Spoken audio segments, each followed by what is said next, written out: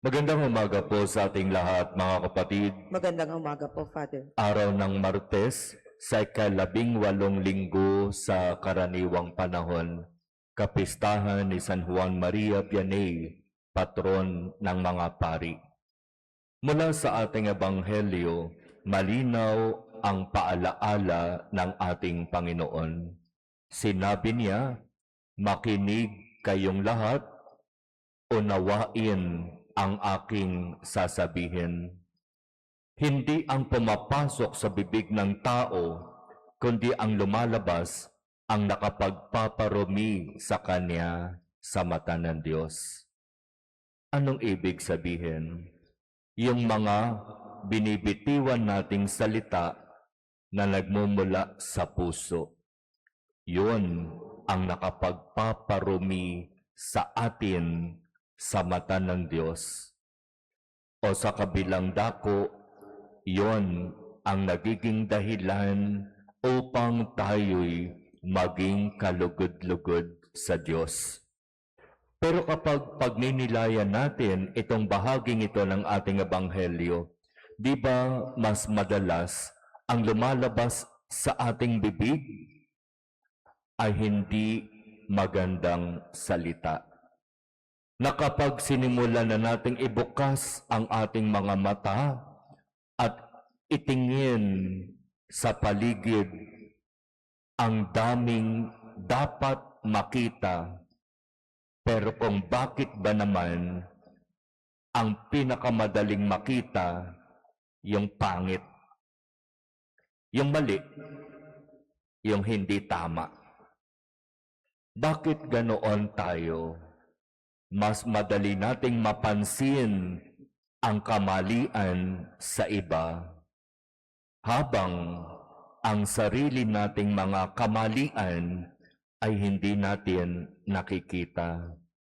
Kaya nga ang sabi ng ating Panginoon sa mga alagad, ang mga bulag ay hindi maaaring umakay sa kapwa bulag.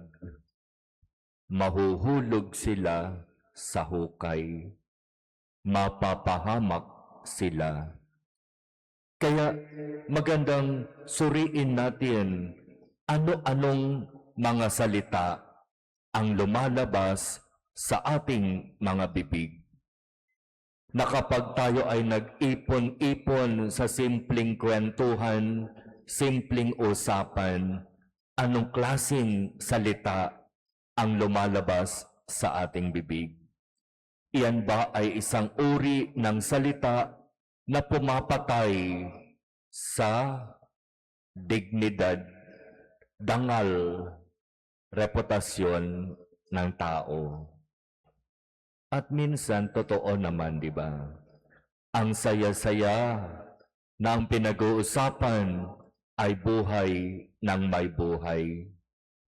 Ang ganda ng kwentuhan kapag ang pinag-uusapan ay buhay ng ibang tao. Pero kapag ang pag-uusapan ay tungkol sa sarili, tahimik lahat. Walang maglalakas loob na magsalita tungkol sa sino ba talaga itong taong ito ng harapan. Mas sanay tayong nagsasalita ng patalikod. Mga bulag na taga-akay. Magandang pagnilayan itong sinasabing ito at ipinapaalaala ng ating Panginoon. Makinig kayong lahat, unawain ang aking sasabihin.